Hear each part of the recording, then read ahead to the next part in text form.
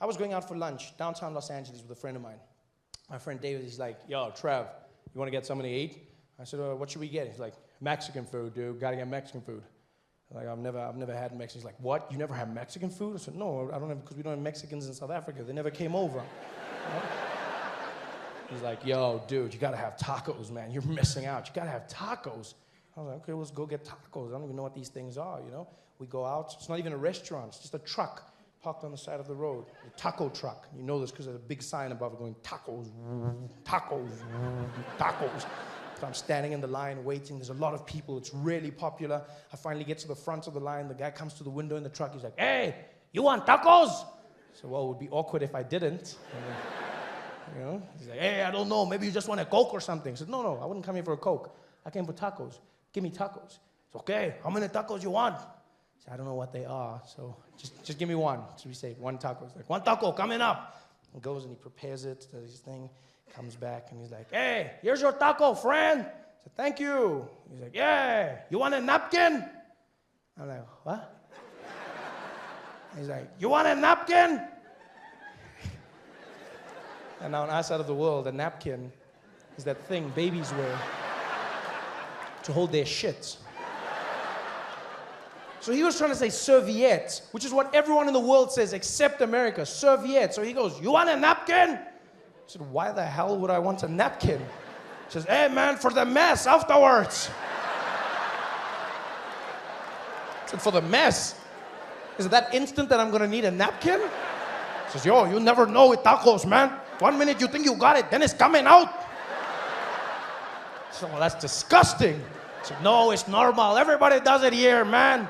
It's part of the experience. I said, that's the problem with your country, my friend. Where I'm from, that is disgusting. I do not need a napkin. I'm a grown man. I can control myself. He said, hey, what you gonna do? I said, I'll just eat it in the car on the way home. Then I'm safe. He said, hey, then you make a mess in the car, man. Don't do it. Don't be a hero. Just take the napkin. I said, I'm not being a hero. I'm being a grown man. I don't need a napkin. If it gets really bad, I'll just squeeze it really, really tight. He says, yeah, that's the problem. Some people, they don't know. They squeeze it too tight. Then the juice comes spraying out even more, man. It can spray all over you, on your pants and on your shirt. I'm like, oh, my shirt? How the hell does this shit get all the way up to my shirt?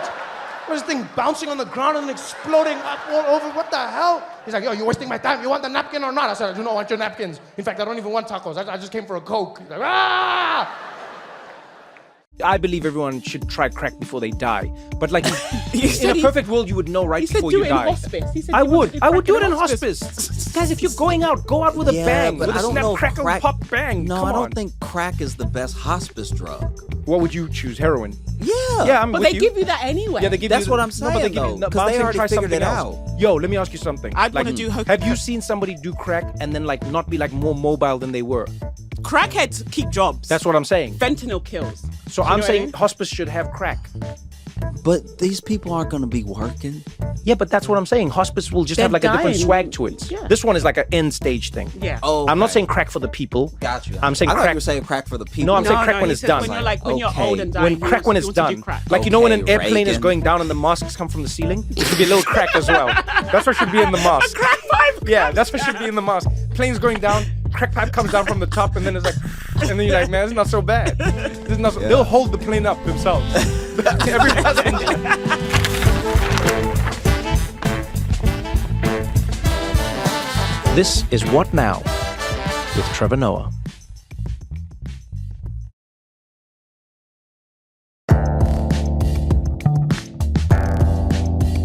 So, welcome to it.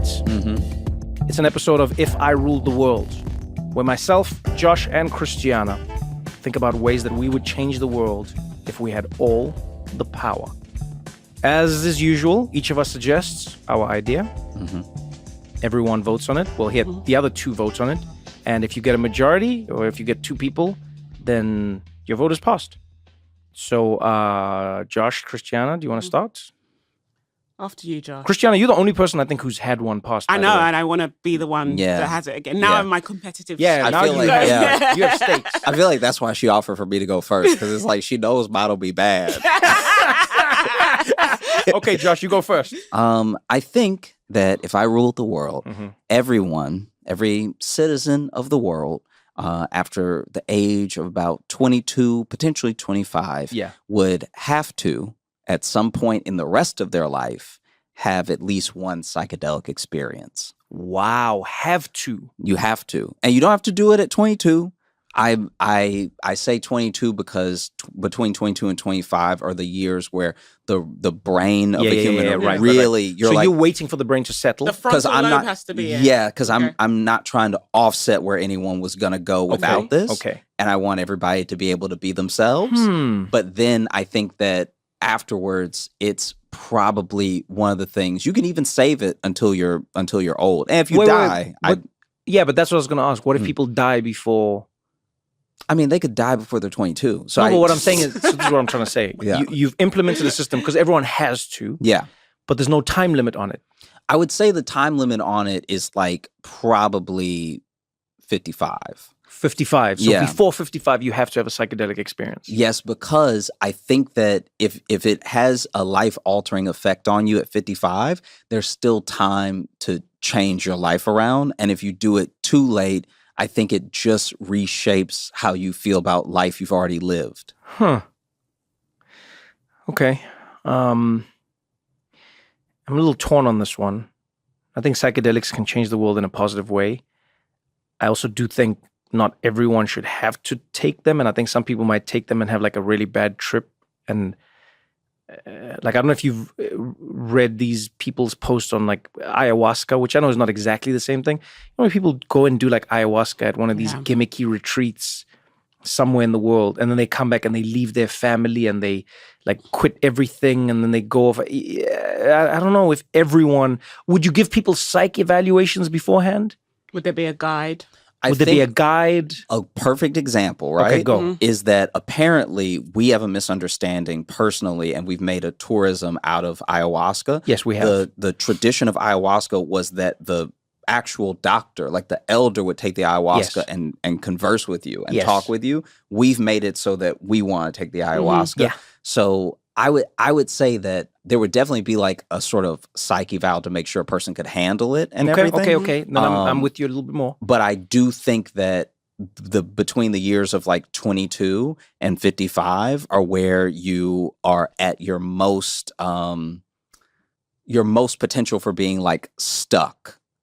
I don't want to disparage people's choices, but I think that some people who do fall off the grid after a psychedelic experience maybe really are like loosening themselves. Maybe that's not the crazy that we think it is. Okay, I'm willing to accept that. You know what I mean? Because we don't know who their families are. We don't know who their families are. And we even don't know what their job was like. What you would even call traditions of like, you look at the Buddha, and the Buddha left everything to go find enlightenment. But he had responsibilities. He had a wife and he had children and everything. Oh, so he was I didn't know he was a deadbeat. A little bit. Wow. Yeah. Didn't know that about him. Pretty sure he came back, but didn't come back to raise them. Just he just came back to tell them that, like, oh, that's a bad person. The idea of him leaving isn't a real. He was like, "Why are you crying? I was never here." So he made someone a single mom. Yeah, but he was like, "You were always single. And you came into people this have world." made him a god. He's like, "You came into this world." He's not a god. He's like, it's an idea. He's like a prophet. Yeah, but he's just like, yeah, man. At least Jesus didn't have any kids. I'm not like saying you should be a Christian, but he had no kids. He was going to, but then Pontius Pilate happened. And yeah, the rest is history. So wait, Josh, you're saying this. Are you saying this firsthand, or are you saying this as like just an idea? No, as an idea. So you've never done psychedelics? No, I haven't done psychedelics. Wait. So you don't know what could happen to you? Wait, no, okay, it's different. I would love to do it with you. No. I would put anybody on shrooms. Why would you say this about me? You're like the shroom pusher. No, I'm not. You're like no. I'm the open mind encourager. You're a highbrow drug dealer. I'm an open mind encourager. I think everyone should be open to, like, electric cars. I was one of the first ones saying to people, "Yo, guys, let's do electric cars." And then if people don't want it, I was like, I don't mind you not doing it, but let's be open to the idea of it. We should all be open to more ideas that make the world a better place. Yeah, I agree with that. I would never push anything on Josh. You've never done it, but you want everyone, including yourself, to do it. Yeah, it'll be easier for me to do it. Oh, wow. But also, I will say this. I don't do it now under the current system that we live in. I can't just be a black man out in the streets on psychedelics for the first time. I don't know. I might take my shirt off. We go running. No, we go to Oregon. We find like an open field, and then we just get in touch with ourselves. I guess so. Wait, Josh, do you even drink? No, I don't drink. I've never done anything. This is just... Have you smoked weed? No, this is me raw. Wow. This is just what This I'm is like. you. Wow, I think, yeah. You've done nothing in life. Nah. You know what we should do? Well, you just made it seem like he's done nothing in life. That's extreme. No, but I you just mean, made it like you were like, have you lived? I know what she you meant. don't take antidepressants. You're just raw dogging the world. No. Wow. Yeah. This is... Josh, this is deep. What we should I'm do impressed. then, Josh, we should start... Why don't we start with a cigarette? You might discover Have you yourself. ever smoked a cigarette? No. You might like... Oh, No, you what? never know. Josh, you're A cigarette? so pure that you might smoke a cigarette and have like an ayahuasca experience. I might smoke a cigarette and die. That's right. I'm saying you might smoke one cigarette and be like, I see my ancestors. We'll give you like one like Marlboro, like an old That's school. insane. Yeah. Just All the like nicotine. one. I think nicotine would be enough for him. Man, let's go. You know what, Josh, can I tell you what we should do? We should do podcast episodes, and on each one, we give you one substance. You try it, and then we discuss it with you to see how you feel. I feel like in this scenario, you accidentally may crack the first episode. If we don't do any other episode, we're like, we can't find them. No. For Trevor, crack is the end game. Yes, it is. Okay. So it'd be like season 40. Yes, it would Would be. definitely be Gotcha. crack. Yeah. Yeah. I think, Josh, with your psychedelics thing, Mm-hmm.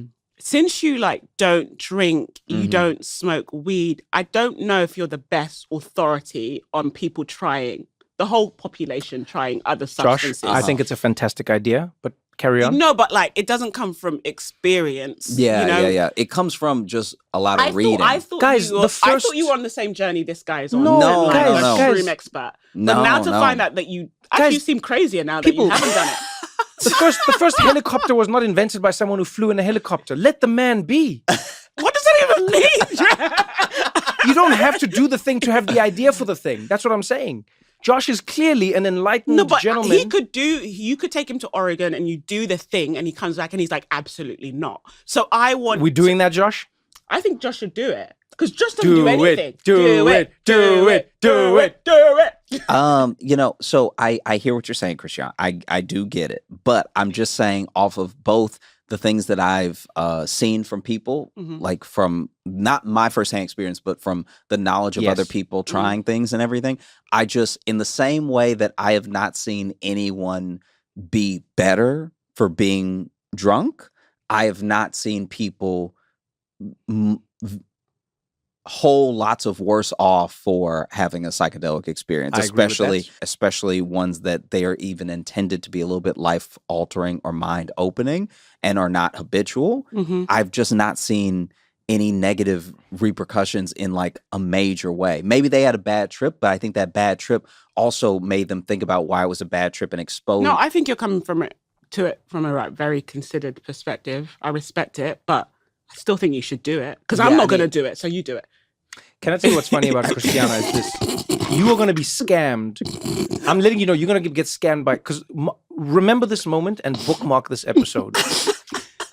The pharmaceutical industry is working on synthesizing psychedelics that grow from our own Mother Earth.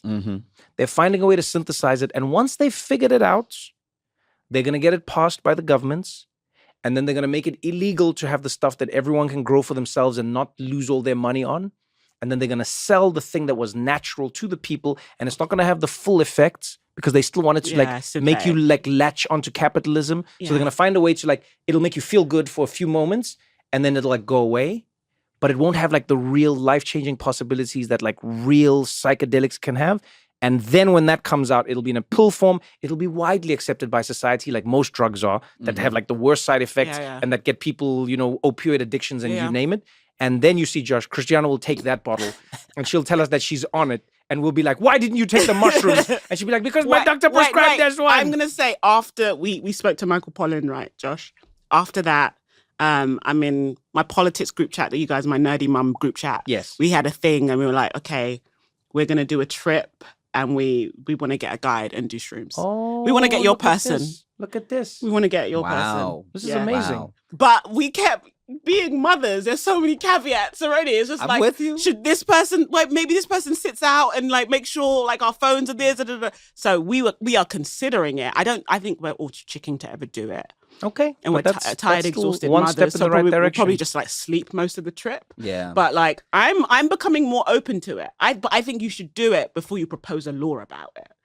It's only fair. Yeah, Unless it's political hypocrisy. You know what, Josh? I see what she says. She thinks you're chicken. You're not chicken. No. After this episode, me and you, we go, and we're gonna make it happen. Any questions from you, Christiana? I'm ready to vote on this. Yeah, I'm ready to vote on it. I don't have any questions. Okay. Yeah. And you're voting? I'm going to vote no. Damn.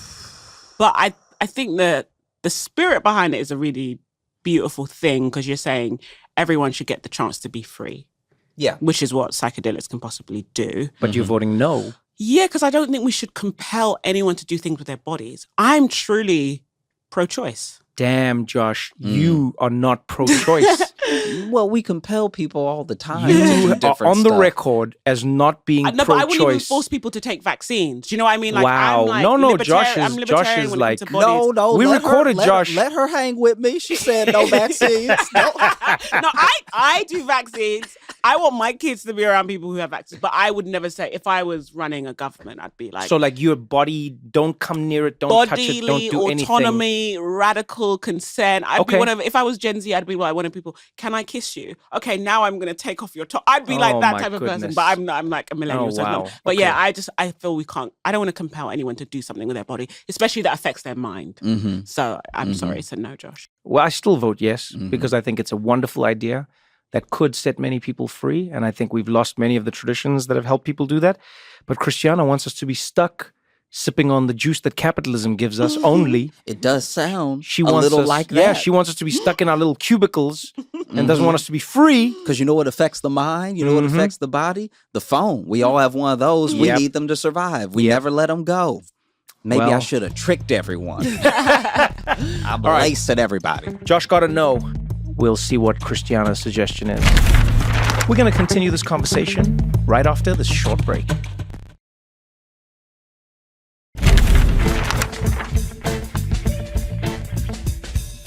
All right, Christiana, it's your Yeah. turn. If you Okay. rule the world. If I ruled the world, everyone would get an assigned partner. And whatever you'd want that partner to be. So if you're a gay man and you really want a husband, we'd make sure you get a husband. If you're lesbian, you want a wife, I'd make sure you get a wife, straight, da da da.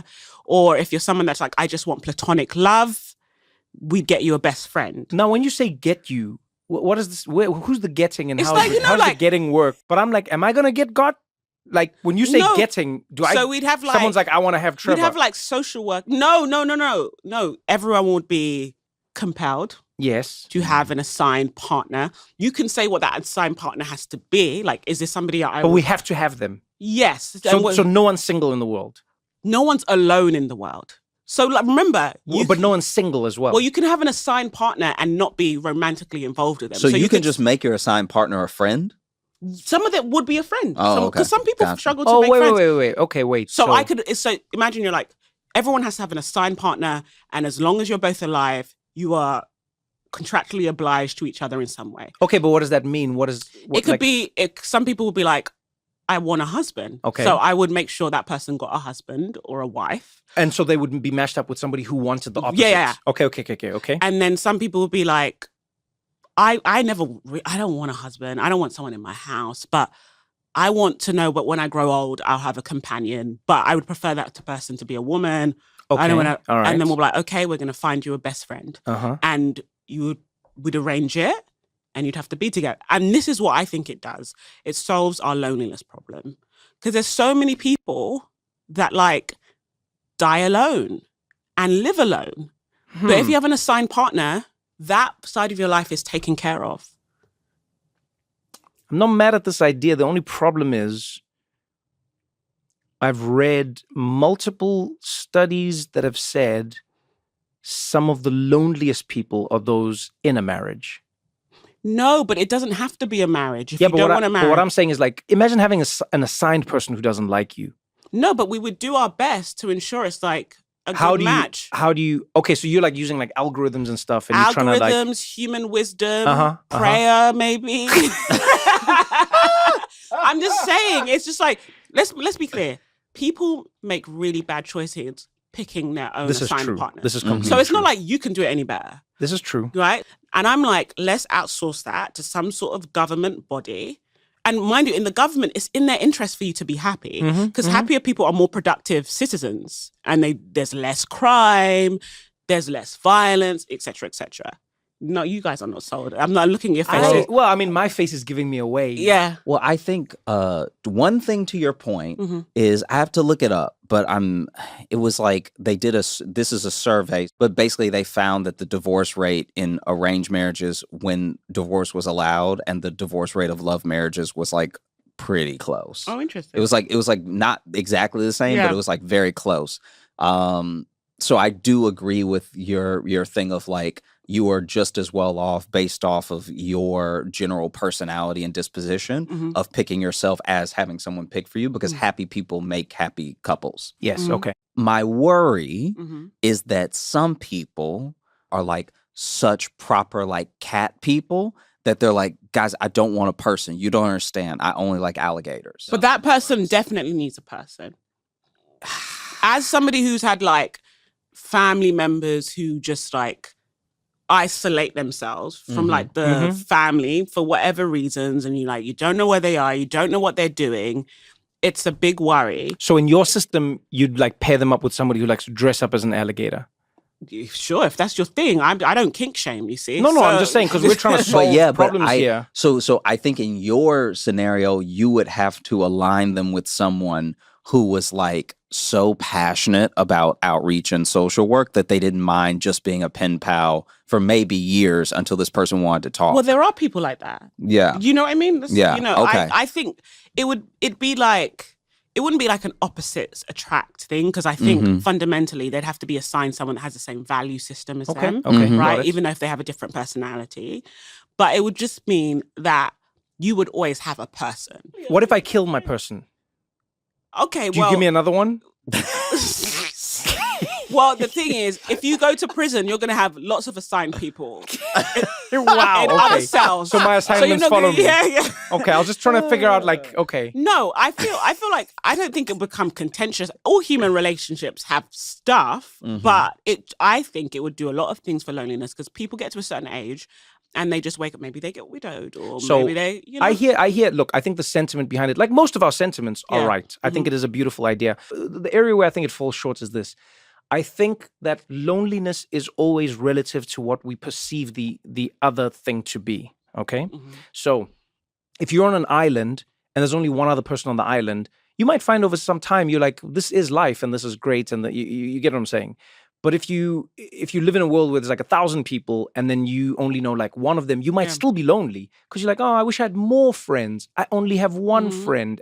So I think people would just make that the baseline. Now you'd become the loser in your basement. Oh, you probably only have an assigned friend. Oh, yeah. Oh, look at you. Oh, is that your wife? Is that an assigned wife? Oh. So I think you'd still have the same loneliness. And I also think like on a societal level, there's also got to be a thing that like pushes us as humans a little bit. And it's like, That's the push. I don't think it's the push. Okay, so there's been all these, but every year we pick up the newspaper, we watch news, and there's a story of somebody who has died in their apartment and has been there for years. Yes. And there's a smell coming from it, and the neighbors are like, what's that? And then the police come, and it's a skeleton. There's a specific case of actually a Black British woman, and it's her skeleton watching TV, and it's like the apartment stuck in time. Right.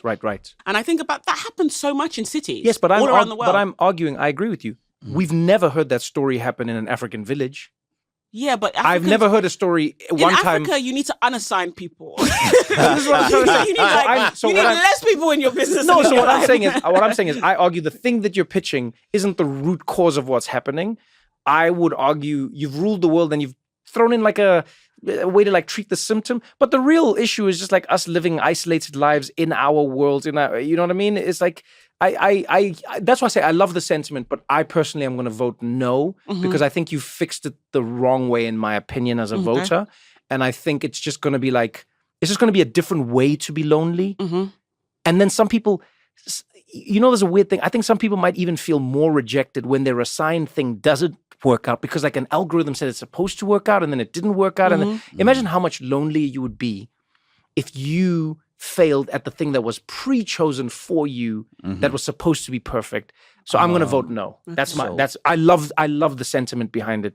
It's a beautiful idea, but it's a no. Okay. Before I vote, I have one more question and one potential suggestion.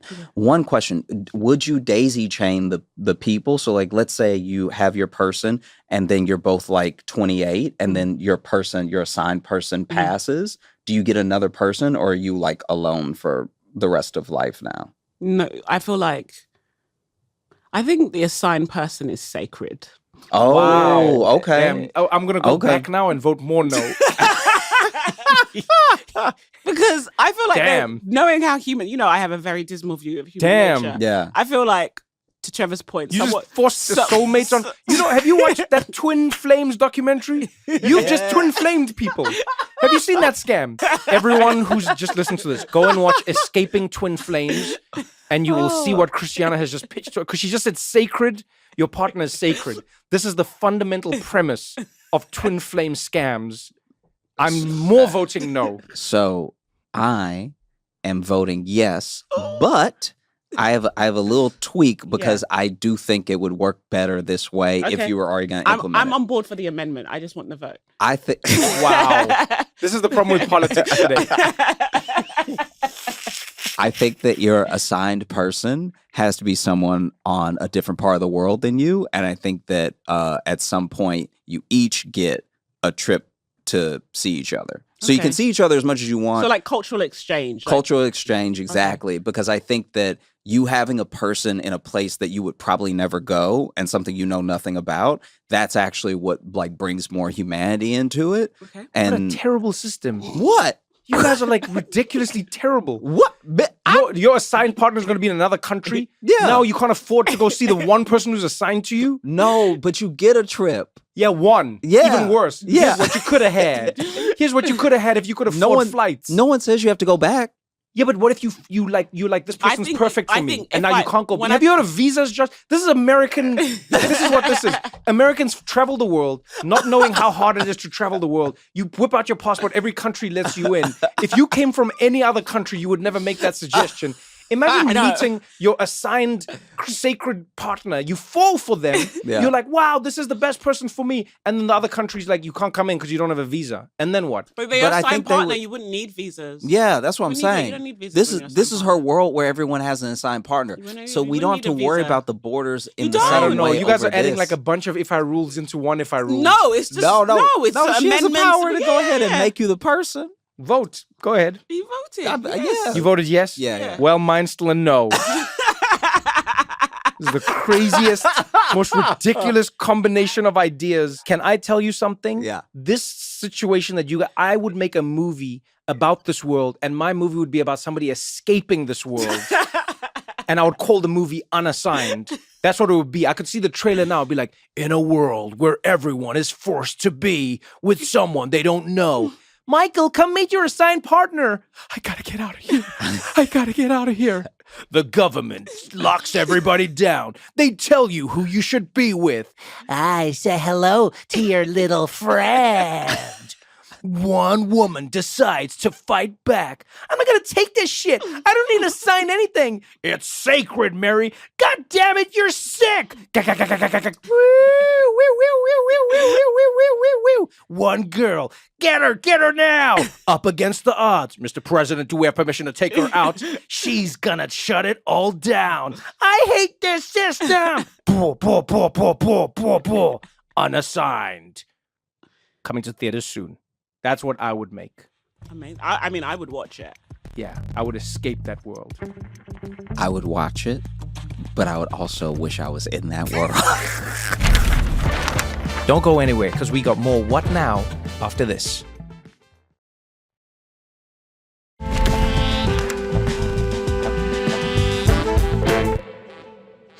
Okay. If I ruled the world, I would say we have no more politicians. They're gone. No more. No more presidents. no more senators, no more congresspeople, none of them. I think it is a defunct position. I think we no longer need it because the reason we needed it before was because we didn't have like telephones and internet. So villages and communities needed to get a person to go to the central body to tell the people there what they needed. And because we as the people were like working on our farms and stuff, we couldn't all leave our stuff to go and tell the people what we need. So we'd send a representative, that's where the term comes from, a representative, to go and tell the other representatives what our neck of the woods needs. We no longer need this. Now I know what you're thinking. You're saying, but then Trevor, this seems like a world of chaos. Who is making the rules? In my world, the rules are now made by the people, for the people. And what would happen is everybody would have a device. It is secure. Don't worry, we've done the work on this already. It's secure. And what you would do in your daily life is you would pick the things that you want to be a certain way. So you would say like, oh, I think we should spend more money on roads, and I think we should spend more money on books and education. Teachers should get more salary, and no, I don't want more war. And I think we should also do this, and we shouldn't do that. And that's all you would do. Every day. No. You just do it when you want to do it. You don't even have to do it like in one go. Essentially, so elections. But let's put it this way, all of this information will be pertinent at the time that it needs to be pertinent. But it isn't on the fixed cycle that it is the way it is now in elections, because now this is arbitrary. So it's a referendum, which I hate because of Brexit. Wait. It's not a referendum because it's going into law. It's not a referendum, right? So instead of voting for a person who could not do the thing you say, I must always point out, many people get voted in and then do not do the thing that they say. You would vote. And then if most people have voted for free healthcare, there would now be free healthcare. But who would give the free healthcare? Bureaucrats. Oh. So bureaucrats still run what's happening. You need, because people who push paper, this is what you need. You need actuaries and you need like accountants and you need this world, right? And they're making the thing happen. They're executing what has come from the people, but there's no longer a leader who gets to take the thing that came from the people and then like make it about themselves and then not do it. How do you get to be a bureaucrat? No, it's just qualifications. Because all you're doing is working things out. It's like economists, accountants, engineers, scientists. That's what they do. It's your job. You don't have power. You just have to do what the people said. Okay, bureaucracies have a lot of power. No, but not in this system. Because in this system, it has to be executed. It just has to be done. So let's say a community votes, they want a park and they want the park to be funded with their taxes. Then they would vote on this. Everyone has their little app and they would vote on it and it would get passed as a measure. And then the bureaucrats just have to make it happen. So you're almost having like elections towards policies because it's... Yeah, there's no people involved. There's no people involved. There is no leader.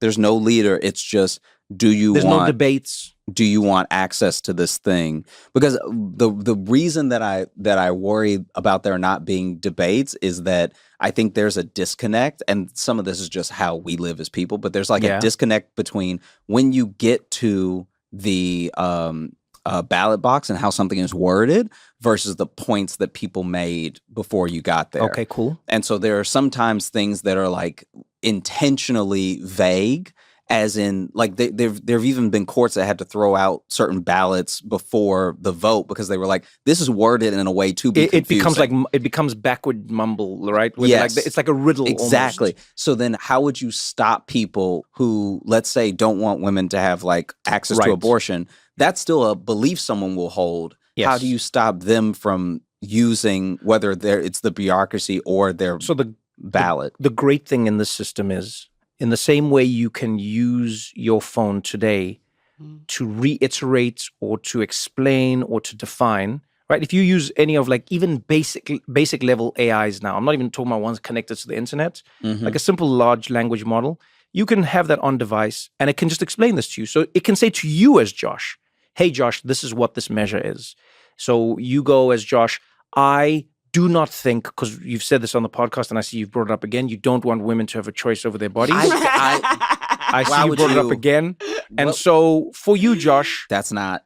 For you, the thing would say to you as Josh, do you think that a woman should be allowed to make choices over her body medically? And then you would say yes or no based on that. But it would make the language as clear for you as possible. So you're letting a robot do that work? Like what do you mean? An AI would do the interpretation. The interpretation. Oh, yeah. I'll tell you why. Let me tell you why. AI is so No. No, wait. Let me explain why. Okay, go Let me for explain it. why. So, the first thing we have to do is separate types of AIs, right? Mm-hmm. There's some AIs that are they're insular, and then there are other AIs that are not. So they're connected to things, and no. This is locked in. It's insular. All it's doing is explaining. Does that make sense? It's not intelligent in that way. It is just, it's able to like rephrase the thing and explain it to you in a way. It could translate it into your language. It could use, words that you understand more than others. That's essentially what it's doing. Okay. So you're basically pitching direct democracy. It's like what the Greeks used to do, like, but a digital version. Yeah. So that means everybody gets a say. Everybody gets a say. And it's easy to have a say. Yes. Okay, I don't like that. Everybody shouldn't get a say. Everybody shouldn't get a say. No, everybody should get a say. Huh. My other question is there still religious institutions? Yeah, it's in the world we're in. But so that means you still have leaders and politicians. No. I get what you're saying. Because my worry is that humans are like inherently hierarchical. And now we don't have politicians. Okay. They are going to find other like people to do the thinking on their behalf. So it's either going to be religious leaders. In my world, probably be TikTokers. Okay. It's going to be people who used to dance as a hobby, but now make bread. Hey man, online. We all used to dance. I think, okay, so two last questions on it, right? One is are you going to be voting all the way down to making distinctions about the spending when we judge the spending? Because we say we want free healthcare. Now someone has to decide out of the money that we do have, how much of the budget should leave other things to go to the free healthcare. Yeah, right. Is that also going to get a vote? No, because this is where I believe somebody who's good at numbers is better than somebody who's good at talking. Okay. And I think a lot of the time our issues in society come from the fact that politicians get involved in that. But what do they know about it? Like, who are they to divide up a budget and be like, oh, we should send this much to defense? But and aren't we they should getting send advice from their bureaucrats? No, they're not. But they're not. We know that they're not. They're getting advice from lobbyists. They're getting advice from special interest groups. They're getting advice from like someone who's scratching their back. They're getting advice from the company they're going to go to after they leave government. Yeah. That's where they're getting their advice. Yeah. So I'm not even saying my system is perfect. We will discover things we might need to tweak, but I'm saying the current system is that humans who don't know numbers are saying what the number splits should be. Have you ever seen these stories where the American military has to like spend money, but like really fast, just because they have excess money? Yeah. And they'll tell you these stories. They're like, they said we have to build something, and we were like, we don't need to build anything, and they said we don't give a shit, build something, and so we built a warehouse in Afghanistan. And you're like, what is the warehouse for? They're like, we don't know. We just built it. But that's a system that's not working correctly, right? Because you had an excess. Instead of building an empty warehouse in Afghanistan, you could have built like 50 schools, maybe even more. But you just had to finish that money because then that's how budget. You see, that's what I'm saying. I would eliminate those people are not involved in that. The issue I'm having is people vote against their own interests all the time. Yes. And they vote for things that are bad for them. Yes. And in history, the best, not even politicians, the best leaders have gone against, like, say, a Fred Hampton, RIP, gone against the status quo. Yes. The people are like, no way. Do you know, like, really deeply unpopular idea. And sometimes it's like top down, this is what we're going to do. Like, to give an example, like the COVID mandate. Yes. Like, well, if you don't get this shot, you're not coming to work. And then people were like, some people were like, okay, I'm going to quit my job. But most people were like, all right, shoot me in the arm. Yeah. And then it, kind of didn't eliminate, but this life-threatening virus slowly receded from society, even though it's still there, right? So the thing that we need about politicians is that they can push through unpopular things by force that people do not want.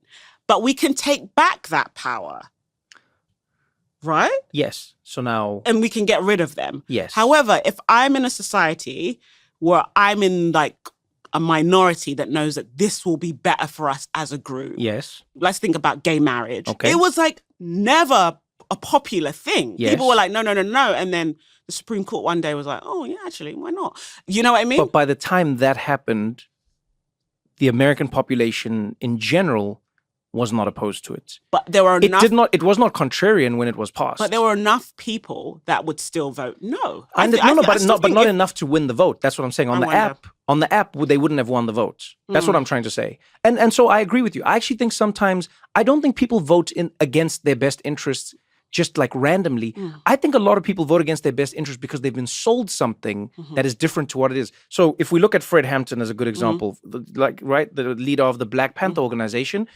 when he formed his Rainbow Coalition, what did he do there? He found a way to connect poor white people and poor Black people and poor other color people. And he was like, whatever race you are, if you're poor, we're putting you together in a group. And he said to these white people, I know you think that I'm a nigger. Forget that for now. Are your kids hungry? Yeah, well, their kids are also hungry. Is your house leaking? Their house is also leaking. Let's forget your racism for now. Let's just fix these issues. Let's band together and let's work on this, right? And what that shows you is that those people, once presented with an issue that solves their problem, don't vote against their best interests. But what politicians do is they get in the way of fixing things. So they say, you want to vote for free healthcare. You know who's going to use your free healthcare? The Mexicans. And then people are like, damn, we shouldn't vote for free healthcare. So I'm actually arguing, get the politicians out of the storytelling. Everyone just has it on their app. And when they're in the privacy of their own home with their own little device, talking to their own version of Siri, they just get to have a conversation where it goes like, and they go like, so where's the money going? And it's like, well, the pool or what are we spending? Well, your teachers need more money and do you want them? And you can still vote no. But now what you vote is what happens. There's no one who inflames tensions. There's no one who gives you a story around it. That's my issue. Because I think that politicians is just the name and the label and the job. I know what you're saying. Humans are political animals. I hear what you're saying. And there's going to be that person that's going to go around, do the work, go door to door, and say like, well, the machine is telling you this, but I know. Right. Or they go straight to the machine. Like Elon would just buy whatever in the my thing system, is. you can't do that, Josh. Why? There's money. It's capitalism. No. How are you going to pay for all of this stuff? Because I rule the world. That's how I'm doing it. Gosh. You guys forgot that I rule the world? Gosh. I said after I rule the world. Oh you think I'm going to need money if I rule the world? So there's no wealthy people in this society that but can they can't buy pervert this thing. Same way you can't just buy the election system. Like in a functioning country, you cannot. You can't just buy it. You can't just be like, I'm buying election. One day I want to buy an election. That's like one of my what goals. I mean is you can't just like buy election. It's not for sale is what my point is. Gotcha. That's the thing. I'm not a tyrant. I'm not saying no stories, no narratives. No. The difference is though, let's use America as an example. In America, when you ask people about gun safety, overwhelmingly, I mean, the number moves, but like you find at some points it's like 75% to 80% of the American population agrees that there should be stricter regulations on certain types of weapons and who can hold them and who can sell them and who can buy them and what magazines and all of it. It doesn't get passed by the people that have been elected to represent the people.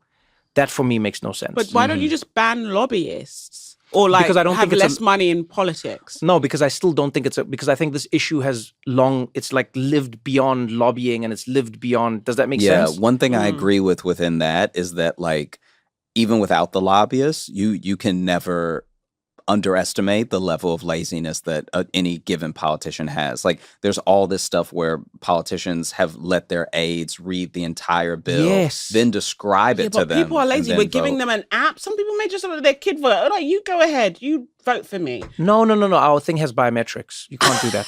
Oh, so it's a surveillance No, it's not. technology. No, it's not. It's not surveillance. It's biometric. Surveillance It's not. It's biometric. Okay. It's biometric.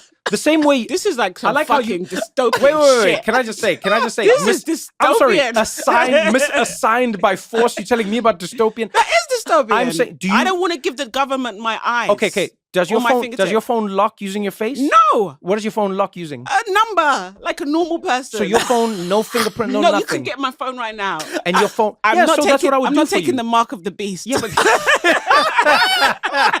so then I'm saying to you, I'll give you a device that locks using a number. It's just biometrics, but I would know that it's you. Trevor, just paper tick. I would know that it's you. No, I'm making it the most simple. You don't have to go anywhere. Can I tell you what has the highest voting rates? American Idol. They never complain about low voter turnout. Yeah. They've never once been like, we couldn't get enough people to vote. Yeah, because it's like the same pool of people voting multiple times. No, but it's also because it's simple. But It why is should, simple. like, okay, I don't think voting should be hard because now I'm going to sound like a gerrymandering, like Republican, but we should make it too easy to vote. I think it should be too easy to vote. No. I think it should be completely easy because it is the will of the people. Okay, and my last question then. Go ahead. Very last question. Because one thing that comes to mind is something that just happened in Australia a little while ago, where the First Nation people were basically trying to get a parliamentary advisor, recognition in the Constitution, or something like that, yeah. and basically because all of Australia had to vote for it, it got a no. Okay. Even though it polled well. Obviously, some of this is politicians, and by the time people went there, they were like, wait, are they going to lose their land if they get this? And so there was some confusion there. But this is something that will never see the light of day as long as everybody gets a vote on it. People who really have no stake in it, and then the people with all of the stake in it, because they are such a minority of the group, they don't have the advocacy that shows the people who aren't affected by it how important it is. Right. So I'm not saying a politician and not necessarily even a lobbyist, but if we're missing out on those people, do we miss the opportunities for, let's say we're in a country with more men than women. Completely. I want women. Josh Johnson wants women to have reproductive rights, right? And so if more men are voting than women and men feel some type of way, or they're like, I don't care because it's not me. Completely. How do we fix that in your system? It's bad for minority rights. So you say this, Josh. And this is what I love about you. You have a beautiful open heart, Josh Johnson. That's what I love about you. It truly is one of the things I love about you most. Contrary to popular belief, and popular meaning Christianity predominantly, human beings are good and human beings are kind, right? And it may seem like that is not the case, but you do realize for most of the biggest movements and changes we've experienced in society, the group who is not affected, or at least thinks they're not affected, has voted for. White people had to vote to give black people the vote. In America, in South Africa, in many places, literally they had to be like, yes, the black people. And in South Africa, think about how crazy it was. It was a minority as well. In America, you can be like, they were like, well, what's the worst that could happen? In South Africa, a group of people who are like, 7-8% maybe of the population were like, we're going to let 90% of the population vote and see what happens. They had to vote for that. When it came to women's voting rights, men were the ones who voted to let women vote. So I think we should not take for granted that human beings are a lot better and kinder than we think they are, because history is littered with examples of people voting even for people who aren't the majority and aren't the most. And to go back to what you said, there was confusion. People didn't know what it meant. They didn't know if they were actually disenfranchising the First Nations people. So in my system, it wouldn't do that. It would ask them a simple question, and they'd be able to get clarification, and then they would be able to vote on behalf of the people who do not have the majority, which is what I think most voting is anyway. And I think it would alleviate a lot of those problems. But humans have shown they have the capability to do it. So I've made my pitch. I'm ready to take the votes. Okay. I'm going to vote yes, because even if we don't see the politician as a zero-sum good or evil, I do think that their ability to just not care, just be like, I'm chilling. Yes. I represent these ideas, but guys, I don't really care what happens. I just want to get elected again. So don't even make waves this time. Preach, I think brother. I think if you're missing that, Preach. then you have a little bit more access to change quicker than the clip that we've seen. Okay. Preach. I'm going to vote no, but not for the reasons that Trevor thinks, not because I think human beings are so awful and terrible, even though I do think they are, but because I think that it's easy to get burnt out thinking, most people do not like to think about political choices all the time. That's why they outsource these decisions. And I think what would eventually happen, it would be a dictatorship. People would be so burnt out. They're like, actually, I don't want to think about this ever again. Is there one person that can do for me? If it's a good outcome, it'll be a woman dictator, which we don't really get to see often. So they would be more burnt out than the system we have now, where people have to see campaigns and go to a ballot station because most and people listen to things and read things. one thing I believe about humans is that there are a lot of apolitical humans out there. Like most people do I not. agree with you, but they this don't is want to not, think but about this. Is this. not politics. This is just issues. They don't even want to think about issues. Politics are what humans put on top of an issue. No, This is just an people- issue. I don't want a life with issues. But everyone handles issues. No. Some people have good lives, Trevor. No, but even those people, if you say to them, should we build another opera house? They're like, yeah, I would like a say in this. So you're saying no because you think that people won't like it more. I think it sounds really tiring, the system. And I just say that, like, parents are telling you, they're going to be like, please, no. Wow. Yeah. Well, I guess my vote doesn't go through because Christiana is tired. Yeah. I mean, I Josh, like that what Josh, we've... now's your chance to like defend me and be like, there's reasons. I mean, well, she's here's the just thing. saying she's tired. And that's why she doesn't want to make the world a better place. No, here's my pitch. Here's my pitch for what Christiana is saying, though, is that I think that right now we think that people are politically exhausted because of like candidates or ads or just like a system. Yeah. I think that level of engagement doesn't necessarily increase just because the quality of someone's life gets better. It's why people stop taking their medicine. You ever see somebody who's sick and then they get prescribed the medicine and they're like, man, I feel great. I feel so good. I'm not going to take my medicine. That's true. kind of what I hear when Christiana's like making these points, is that it's like there's a level of apathy that we think we're solving with this, which Okay, we I'll throw are. one amendment at you. Yeah. Okay. We gamify it like Candy Crush. Candy Crush has never struggled with people. I've never seen anyone on the train be like, oh, another level. So I'm saying I'm going to gamify it. I'll make it really entertaining, really cool. This is insane. No, you'll be playing. He's the Joker. You'll be playing the game.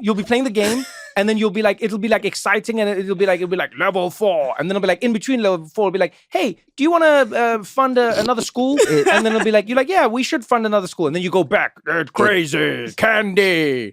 It is a little dystopian. People always have time for games. Guys, there's a reason social media makes so much money. It's not because people are tired of engaging. People are tired of engaging in boring things. I can't believe this. People are tired of engaging in boring things. I'm with you. Not even one person puts down their phone and goes like, too much TikTok. Christiana, you're guilty of this. I know. You spend 7 hours on your phone and you don't have 10 seconds to vote in my app. 10 seconds to vote in my app. Guys, I will make my voting system cutesy and demure. I'm with you, but now you're beholden to the attitude of somebody who is getting annoyed because they can't pass a certain level. Yeah. And No, I'm saying there's different gamifications. We'll I know. find a way. Why I are you just think it's a making it little a game? dystopian to be Yeah. like, play for your rights. What No, what I'm saying is we'll opening the make app it with your iris interesting. wasn't dystopian enough. We'll make it interesting. You know what? If I ruled the world, I wouldn't ask you guys before I passed any laws. I should have said that.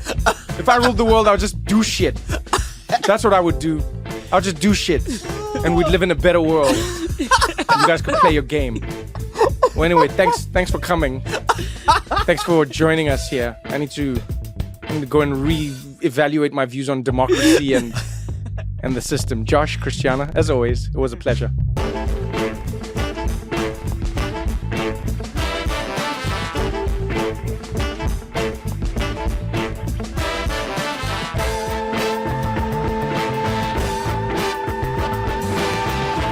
Now we're here in Amsterdam. Yes. The best dam of them all. What a good time it's been. What a good time. I'm glad I came here early on this trip because I got a few days of the good weather. I've heard so many rumors about it. Every time I come here, people are like, you should have come. You should have come a few weeks ago. People in the Netherlands talk about their weather like a child who doesn't know where their dad is. No, he was here. He was here. But you didn't see him. He was here. Mommy said he's coming back. It's not just, you know what it is? It's not just the rain that gets me here. It's like a depressing season that sets over the entire place. You know, the entire thing. It's just like I'm used to rain, okay? I grew up in South Africa, in Johannesburg, right? We have a lot of rain, right? Yeah, I live in New York City now. We get a lot of rain, but you know what happens is the clouds come in, it rains, and then it leaves.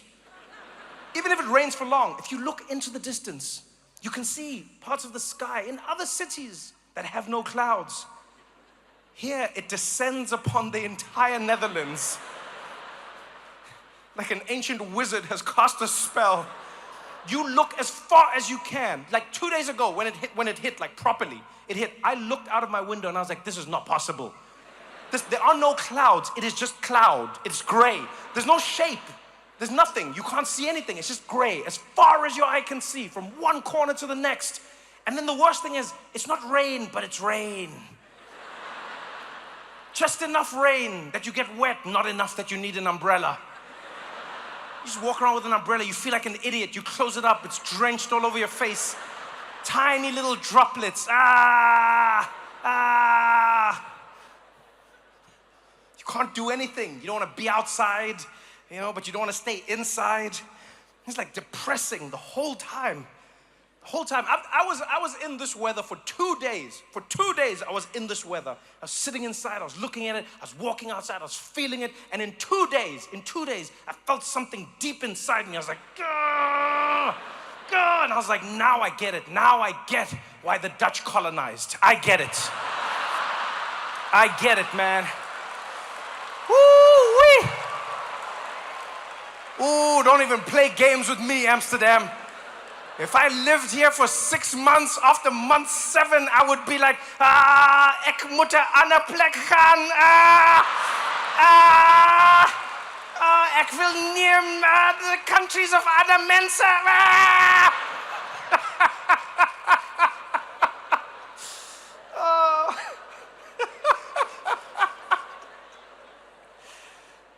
That's probably what happened, right? Yeah, because it didn't happen the other way around. Right? It's not like anyone from Suriname was landing here. Right? There's no African boats arriving here. Africans weren't building boats, they were having a good time. Eating mangoes, enjoying the sunshine. The Dutch were like, we can't stay in this weather for any longer. I'm sick of this. And they set sail. The Dutch. It really is interesting. When we think about colonization really intrigues me as a concept. Not just like how it happened, but how we treat it today. I can feel some of the white people tensing up. Relax, it's a comedy show. Relax. Relax. I saw your shoulders, ma'am. You were like, you're like, he's coming for us now. No, relax. It's a comedy show. For 1 hour, I forgive you. It's all right. Relax. No, okay, so here's what it is. Here's what it is for me, right? I travel to many places around the world. I do comedy shows. And I'll always announce that I'm going to a country to perform. What I find intriguing is certain countries get certain responses every single time. Every single time, right? And a lot of those countries will get a negative response, right? So recently, this was about a month ago, I was doing shows in Germany. And the same way I do every year, I announced. I said, I'm going to Berlin and Stuttgart, excited to be coming to Germany. And without fail, under my Instagram comments, under my Facebook comments, whatever social media I used, people were commenting underneath. Those Nazis. I hope you tell them that they're Nazis, Trevor. Don't forget to remind them what they did, Trevor. You tell them that they're Nazis, Trevor. I was like, which part of my comedy show do you think this is going to be happening in? Come on, good evening, Germany, you Nazis. But that's all I get in the comments. People will be like, yo, man, they don't even laugh. They shouldn't laugh. They don't have a sense of humor, those Nazis. Don't ever forget what they did, Trevor. And I understand it. I do understand it. But what I find interesting is that I'll travel to other countries that also have a harrowing past. And this is not a moment to compare the numbers and no. I just travel to places where they have a harrowing past. And I've noticed I don't get any of the same backlash. Like when I said I was coming to the Netherlands, people were just like, oh, enjoy the canals, woo! Yes, oh, Trevor, yeah, enjoy riding the bicycles, woohoo! Bring me back some weed, wah! I was like, what is it? What is it? Like, how come some countries have this and some countries don't? And I was in Germany for about a week. And being there for a week, I got to sample how they live, what they do, what they don't do. And After having a meal there one day, I think I figured it out. I think I figured out why some European nations have been able to shake off most of their colonial baggage, and some have kept more of it than others. You know, the history of what they did. And it all lies in the food. Yeah, my grandmother taught me this lesson when I was really young, and I didn't understand it. I was too young to get it. My grandmother used to love cooking for me and the entire family. She's the greatest cook ever. She'd cook for all of us on a Sunday by herself. Didn't want anyone else in the kitchen because she didn't want anyone taking credit for what she made. The only person who was allowed to be with her was me. And so me and my grandmother in the kitchen, and she loved me. I was her favorite grandchild because I could eat the most. And so she would give me the food while she's cooking. She's like, what do you think? And I was like, I'm not sure. And she'd give me again and be like, I'm not sure. And she'd be like, you're so naughty, Trevor. And then she'd make some more food. She'd make some more food. And then one day, out of the blue, my grandma was busy cooking everything, making everything. And she turned and she gave it to me. And I was like, that's so good, Granny. And she said, you know what, Trevor? Can I tell you a secret? If you know how to cook well, you can make someone forget anything bad you've done. That's why your grandfather is still around. I was like, what? I didn't understand it. How could I? I didn't have the right information. Until recently, when I traveled to Europe and I actually spent time in these different countries, spent time sampling the culture, the life, and the food. And then I got it. I got it. All the countries that have been able to sort of like distract people are the countries that spend time in the kitchen. Yeah. Like the French. They have one of the worst legacies of colonization ever. Yeah. But when you ask them, you can't stay mad at them. You'll be like, yo, French, what did you do in Congo? They're like, what did I do with this croissant? Oh, have you tasted it? Oh, succulent.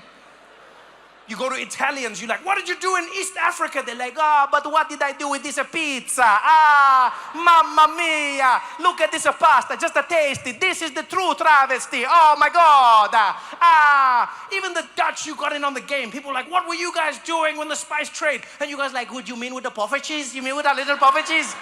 You want to have some puffer cheese? The Belgians were like, have a waffle. Forget about what we did in Africa. And then you get to Germany and they're like, would you like to try some sauerkraut? And you taste that shit and you're like, we will never forget. Never.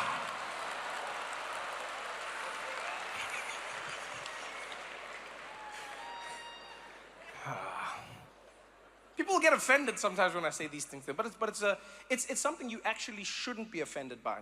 You shouldn't be offended by it, because I've learned in talking to like anthropologists and sociologists that a lot of the way people are in their cultures comes from the weather that they were raised in. This is a true thing. No, it's a true thing. So for instance, I've always been fascinated, like whenever I travel to Scandinavia, you know, like Sweden and Norway and all those places, I was always intrigued by the way they speak, right? Like they have a very like curt language. You know, like when you talk about, you say Spanish, you want it to learn because it like sounds good, and like Swedish for me has always sounded the opposite. You know, it's just got that like tak, tak, hida, tukjada, kukkur, kuttabattator, kuttu, muris kuttabur, kurin, kurin, kurin, burtum, tur, kuriship, muttido. It's like that thing. You know what I mean? And I was always like, why? And it turns out that Swedish people, over generations, we're talking about like hundreds and hundreds and hundreds and hundreds and hundreds and hundreds of years, because they lived in a climate that was so cold, you couldn't afford to open your mouth wide when you speak, right? Like I grew up in Xhosa culture. My mother's Xhosa, my grandmother's Xhosa, that's my whole family. Xhosa people grew up in South Africa, warm climate. So when we speak, we open our mouths. Molo, that's how we greet you. Molo mhlobam, usaphila, alright, hayi ndimbonile. You see? It's because we've got warm air. We can take our time. If you've been to Sweden in the winter, you understand. What you can't wait. You can't mess around out there. You just gotta get them.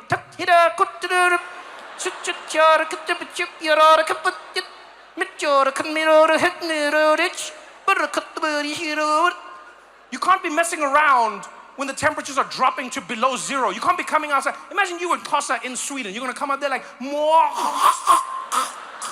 Freeze the shit out of your throat. So I'm not saying you're not kind. I'm just saying you're not warm. You know? The Dutch are very, in the time I've been here, like very efficient, you know, very logical people. If it doesn't make sense to you, it just doesn't make sense. You know? I asked someone yesterday, I said, hey, why does it seem like there's less transport? And then he was like, because there's a strike. That's what he said. He had like a weird, it was like Dutch, but it wasn't Dutch accent. He was like, yeah, because there's a strike. I was like, okay, well, when are they coming back? He's like, when they come back. I was like, all right, I guess you don't know. Dutch are just very like, you know when you can see it? You can see it when you go around Amsterdam and you watch Dutch people riding bicycles. I've never been to a country where people do such a fun activity in such a serious way. Everywhere else in the world, people on a bicycle look like they are living the personification of happiness. Because that's what a bicycle is. It's goofy, it's silly. Your legs are going round and round. You're there with the little barrel, bring, bring. That's like a fun time, yay! And then here in the Netherlands, straight back, straight body, focus. Focus, focus, focus, focus. We're going somewhere, focus, focus, focus. And God forbid you step in front of that bike, God forbid. Let me tell you something, I have never in my life been to a country where I would rather step in front of a car than a bicycle. I have never in my life, every day that I've been out here, I've forgotten, I'll step into the bicycle lane, you see them flying at you, and for safety I'll jump to the cars because I know I've got a better chance of surviving. Your bike riders here do not give a shit. They do not give a shit. They come at you. It's almost like they go faster when they see you. You step into that lane, people lose their shit. Come at you full speed. Full speed.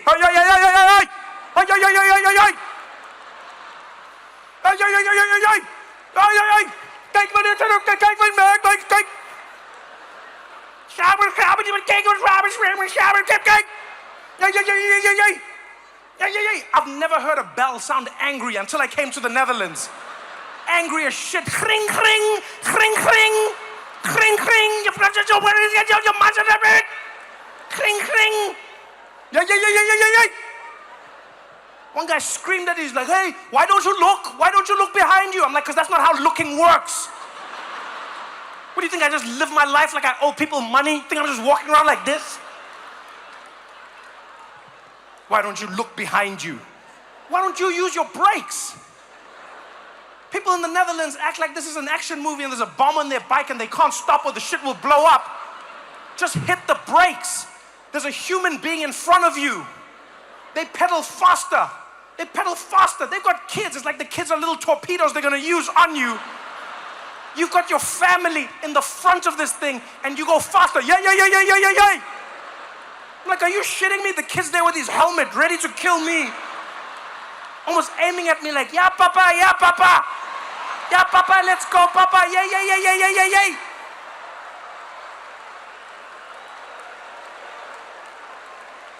Just hit the brakes. It's a bicycle. You can slow down.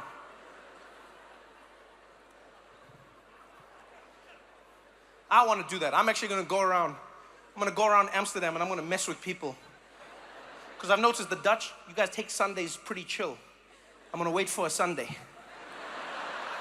I'm going to wait for a Sunday when you guys are enjoying yourselves, walking through the canals, having a nice time in Amstel Park. And then I'm going to come there. I'm just going to start walking really fast. Walking really fast. Walk straight through you and your family while you're sitting on those blankets. Just come straight there. Yeah.